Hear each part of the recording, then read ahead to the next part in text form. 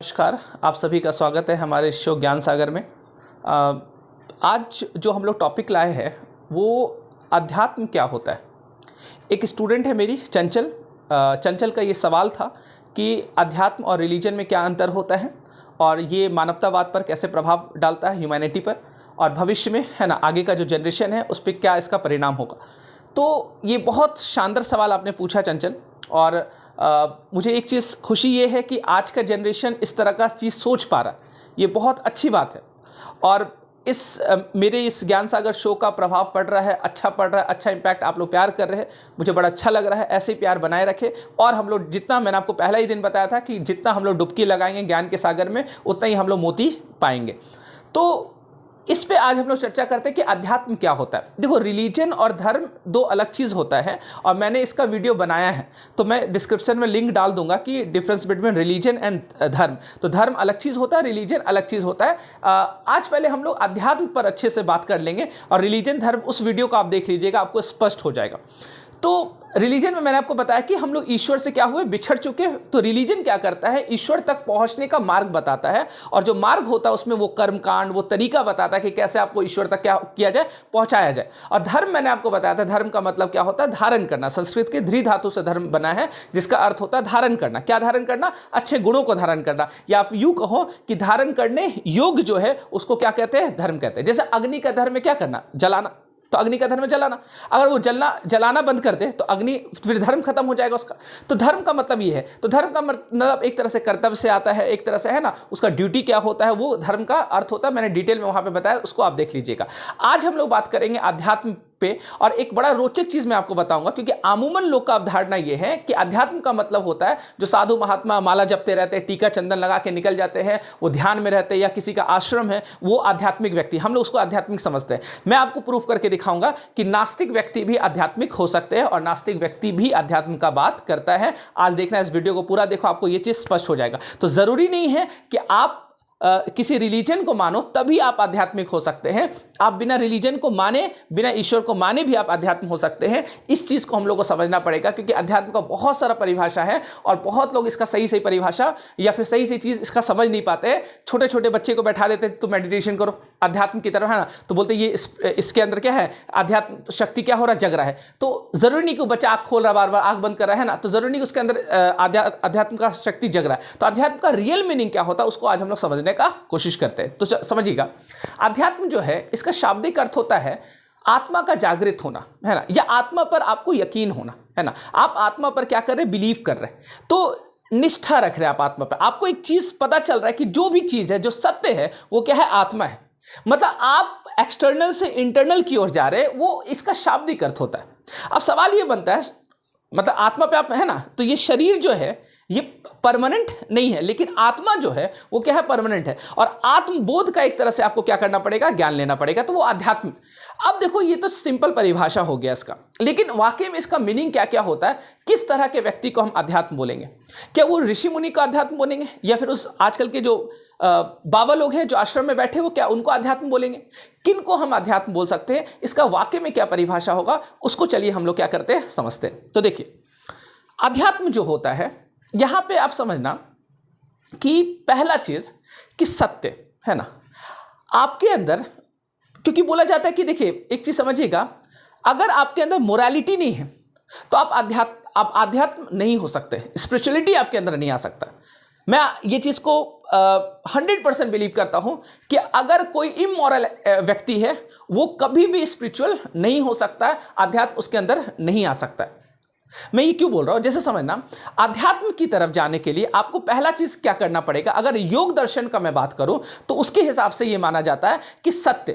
तो सत्य का मतलब ये नहीं होता है, सत्य का मतलब क्या होता है समझिएगा। सत्य का मतलब मैंने कोई सच चीज बोल दिया नहीं, सत्य उस व्यक्ति को बोलेंगे, उस व्यक्ति को बोलेंगे वाकई में ये सत्यवादी व्यक्ति है, जिसका थॉट, जिसका स्पीच और जिसका एक्शन तीनों एक ही होना चाहिए। मतलब जो आपके अंदर विचार आ रहा है वही चीज आप क्या कर रहे हो, वाणी में ला रहे हैं, और वही चीज आप एक्शन कर रहे हैं। तो बहुत लोगों में क्या होता है कि बहुत लोग वाणी से बोलते हैं कि अगर किसी के साथ गलत हो रहा है, अपराध हो रहा है, तो वहां पे आवाज उठाना चाहिए, तो आपने वाणी से बोला, और आप कहीं से जा रहे हैं या आपके सामने कोई अपराध हो रहा है, आपने वहां पे क्या किया, वाणी तो बोला था कि किसी के साथ गलत होना चाहिए तो वहां पे हमेशा क्या करना चाहिए, एक्शन लेना चाहिए, है ना, आपको तुरंत उस अन्याय को खत्म कर देना चाहिए, आपको प्रयास करना चाहिए। आपने क्या किया, देखा क्या किसी के साथ अन्याय हो रहा है तो छोड़ो, उसका मैटर है, हम क्यों इसमें आए, तो वो अपना साइड से निकल गया। तो उस व्यक्ति को सत्य नहीं बोला जाएगा, क्योंकि उसका वाणी में तो सत्य है, सत्यता है, लेकिन उसका एक्शन में सत्यता नहीं है, या उसके मन में कुछ और आ रहा है ना, बोलते कुछ है ना कि दिल में कुछ और है, जबान पे कुछ और है, दिल में कुछ और है, दिल में बोल रहा है कह रहे ये तो बड़ा घटिया आदमी है, और सामने कोई आदमी खड़ा है बोले ये तो बेकार आदमी, मन में बोल रहे, और सामने बोला अरे आप तो साक्षात, है ना, आप तो एकदम बहुत, है ना, बहुत ऊंचे व्यक्ति है, आपका तो नाम हम लोग तो हमेशा लेते रहते हैं, और मन में गाली दे रहा है, तो वो सत्य नहीं है। तो आप सब ना अध्यात्म की तरफ जाने के लिए, आपको इंटरनल पावर को जगाने के लिए सबसे पहले चीज ये करना पड़ेगा कि जो आपका विचार है उसमें सत्यता होना चाहिए, और वही विचार आपकी स्पीच वाणी में होना चाहिए, और वही विचार आपके कर्म में होना चाहिए, एक्शन में होना चाहिए, तो उसको सत्य बोलेंगे। अस्ते एक वर्ड है, अस्ते। अस्ते का मतलब हो गया कि जो आपका नहीं है उसमें हम अपना दावा नहीं करेंगे, जो चीज मेरा नहीं है उसमें हम दावा नहीं करेंगे। अब समझना, कोई जमीन हड़प लेता है किसी का, कोई किसी का घर हड़प लेता है, कोई किसी का कोई चीज चोरी कर लेता है, तब वो अध्यात्म नहीं हो सकता। आप समझना, कोई सो कॉल्ड जो बाबा लोग हैं आश्रम में बैठे हुए, है ना, ढेर सारा पैसा कमा रहे, आप समझना इनकम टैक्स वो सीए को बुला के रखे कि मेरा इनकम टैक्स बचा के रखो, यहाँ पे इधर उधर, है ना, तो पैसा का घपला कर रहे, तो आप समझना उसका अधिकार उस चीज में नहीं था जिस चीज का उसके पास, वो आते जा रहा है, वो लग्जरियस गाड़ी में घूम रहा है ना, तो आप समझना, तो उसको हम लोग अध्यात्म नहीं बोलते।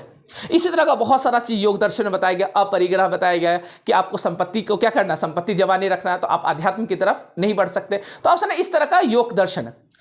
अध्यात्म में मुझे जो सबसे अच्छा एग्जाम्पल लगता है वो 2-3 लोग का लगता है, उसमें से एक लोग है वो महात्मा गांधी। महात्मा गांधी ने बहुत शानदार तरीके से अध्यात्म को व्याख्या किया है। उनका अगर एक्सप्लेनेशन देखिए तो वाकई में ट्रूली आप समझ सकते हैं कि वो एक्सप्लेनेशन जबरदस्त है, और वो आप कह सकते हो वाकई में अध्यात्म है। गांधी जी ने कहा था कि जो सत्याग्रही है, जो सत्याग्रह पर चलता है, सत्याग्रह ही आध्यात्मिक हो सकता है। बिना सत्याग्रही, जो सत्याग्रही नहीं है वो आध्यात्मिक नहीं हो सकता। अब समझना सत्याग्रही का क्या मतलब है। तो सत्याग्रही जो होता है, सत्याग्रह का मतलब होता है कि एक तो सत्य के लिए आपको टिके रहना। सत्याग्रह उसको कहते हैं जिसका आत्मा जागृत हो, जिसका आत्मा मरा हुआ है, वो सत्याग्रह नहीं है। तो पहला गांधी जी ने बोला है कि जिसका आत्मा जागृत है वही सत्याग्रह है। जैसे समझना, गांधी ने कहा था कि पहला सत्याग्रही जटायु था, है ना, गिद्ध। आपने रामायण का कहानी सुना होगा। जटायु को पहला सत्याग्रही गांधी जी मानते हैं। आप समझना, बहुत बड़ा बात इन्होंने बताया। इन्होंने स्पिरिचुअलिटी को किस तरह से एक्सप्लेन किया है समझना। इन्होंने बोला कि जब सीता जी का हरण हो रहा था, और सीता जी का जब हरण हो रहा था तो जो जंगल में भील, कोल, ये लोग जो छोटे छोटे लोग थे, जंगल में रहने वाले लोग थे, वो लोग देखे कि एक स्त्री का हरण हो रहा है, रावण है ना उसको लेके जा रहा है। तो वो लोग क्या किए, साधु महात्मा के पास गए। बड़े बड़े जो साधु महात्मा, आध्यात्म पुरुष अपने आप को बोलने वाले, वो लोग गए वहां पे और बोले कि हे महात्मा, वो बोले कि देखिए एक स्त्री का हरण करके ले जा रहा रावण, आप अपना अध्यात्म शक्ति से रावण का रथ को उसको रोक दीजिए, है ना, उसको जाने मत दीजिए। तो उन्होंने बोला कि मैं तो अध्यात्म पुरुष हूं, कौन राम, कौन रावण, कौन सीता, ये अभेद है ना, मैं किसी में भेद नहीं करता, मैं अभेदवादी हूं, मुझे तो सब एक दिखता है, मैं अभेदवादी हूं। अब इतना बड़ा वो दर्शन दे दिया, उसको समझ ही नहीं आ रहा क्या बोल रहा है। अब फिर जनजाति लोग, कोल लोग भागा, बोले दूसरा चलो, इनसे नहीं होगा। दूसरे बाबा के पास गए, दूसरा बाबा के पास गए तो बोले कि बाबा देखिए माता को, है ना, स्त्री को हरण करके ले जा रहा है रावण। तो बोले कि कौन स्त्री, कौन सीता, कौन राम, कौन रावण, एक ही तो ब्रह्म है, वो भी ब्रह्म है, राम भी ब्रह्म है, सीता भी ब्रह्म है, रावण भी ब्रह्म है। ब्रह्म ने ब्रह्म को किडनैप किया, तो एक तरह से ब्रह्म ने ब्रह्म को ही किया, तो दोनों तो एक ही है, सब तो एक ही है, तो अहम ब्रह्मास्मि।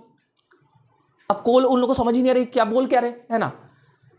तो फिर बोला कि भागो। अब दूसरा है ना के पास गए, एक और बाबा के पास, बोले कि बाबा आप कुछ कीजिए। दो बाबा के पास गए, वो लोग कुछ कर नहीं पा रहे, आप सीता जी को बचाइए। बोले अरे देखो ये सब राजनीतिक मैटर है, राम रावण का, है ना, ये लोग राजघराने से बिलोंग करते हैं, इन लोग का आपसी मैटर है, हम लोग साधु महात्मा लोग हैं, हम लोग को राजनीति से कोई लेना देना नहीं है। तो गांधी ने बोला है, इसी पे कटाक्ष किया है कि इसको मैं पाखंडी मानता हूं, ये लोग आध्यात्मिक नहीं है क्योंकि उनका आत्मा क्या है, मरा हुआ है, उनका आत्मा जागृत नहीं है, वो सत्याग्रही नहीं है, इसलिए वो आध्यात्मिक नहीं है। अब उन्होंने एग्जाम्पल दिया जटायु का। जब जटायु एक पक्षी है ना, उसने जब देखा कि सीता माता का हरण होकर रावण लेके जा रहा है, उन्होंने बोला कि रुक जा दोस्त, मैं तुम्हें जाने नहीं दूंगा, मेरे रहते, मेरे जीवित रहते तुम अन्याय नहीं, मैं अन्याय नहीं देख सकता। तो ये होता है ये सत्याग्रह। तो गांधी ने बहुत बड़ा एग्जांपल दिया है कि जटायु जो था वो पहला सत्याग्रही था जिसने रावण को रोका। रावण जैसा एक बहुत विशाल ताकत को एक छोटा सा पक्षी ने क्या किया, उसको रोका। तो इसको बोलते हैं सत्य, मतलब आत्मा उसका जागृत है। तो सत्याग्रह का मतलब होता है कि आत्मा जिसका क्या हो रहा है, जागृत रहना, कि हम अन्याय नहीं सहेंगे, कुछ भी हो जाए, मेरा जान क्यों ना चला जाए, लेकिन हम अन्याय नहीं सहेंगे। यही सत्याग्रह होता है। तो गांधी का सत्याग्रह बहुत बड़ा है। तो इसको बोलते हैं स्पिरिचुअलिटी, कि आत्मा आपका क्या हो चुका, जागृत हो चुका। जिसका आत्मा मरा हुआ है वही अन्याय क्या करता है, देख पाता है। जिसका आत्मा जागृत है वो अन्याय कभी भी नहीं देख सकता। तो ये होता है। तो आत्मा को जगाना, अध्यात्म का मतलब होता है अपने आत्मा को जगाना। हाँ, आप धर्म का सहारा ले सकते हैं अपना आत्मा को जगाने के लिए, आप बहुत चीज का सहारा ले सकते हैं अपने आत्मा को जगाने के लिए। लेकिन मैंने आपको बताया कुछ नास्तिक व्यक्ति भी क्या है। अब जैसे मैं बात करता हूं कार्ल मार्क्स का। कार्ल मार्क्स जो है वो भी आध्यात्मिकता का बात करता है, वो भी स्पिरिचुअलिटी का बात करता है। कैसे? तो कार्ल मार्क्स मजदूर के लिए आवाज उठाता है, मजदूर का शोषण के खिलाफ आवाज उठाता है, और मजदूर को वो बोलता है nobody can exploit you unless you are ready to be exploited, कि तुम्हारा कोई भी शोषण नहीं कर सकता जब तक तुम शोषण कराने के लिए रेडी नहीं हो जाओ। कार्ल मार्क्स सोचिए कितना बड़ा स्पिरिचुअलिटी का बात किया, वो भी आत्मा को जगाने का बात कर रहा। कार्ल मार्क्स ने बोला कि तुम्हारा शोषण तब तक कोई नहीं कर सकता जब तक तुम ना चाहो। अगर तुम चाह लोगे कि तुम्हारा कोई शोषण नहीं कर सकता तो तुम खड़े हो जाओ, एक विशाल पावरफुल है ना कैपिटलिस्ट के तरफ सामने आप खड़े हो जाओ।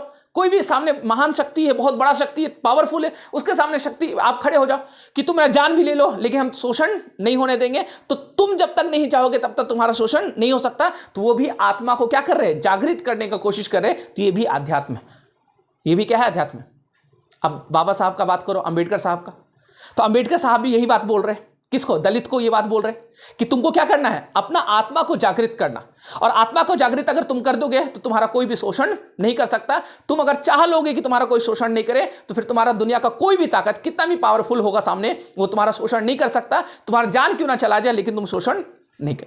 तो आप समझना, तो अध्यात्म का मतलब ये होता है। तो अध्यात्म का कुल मिला के मतलब यही होता है कि आप अपने आत्मा को क्या करना, जगाना।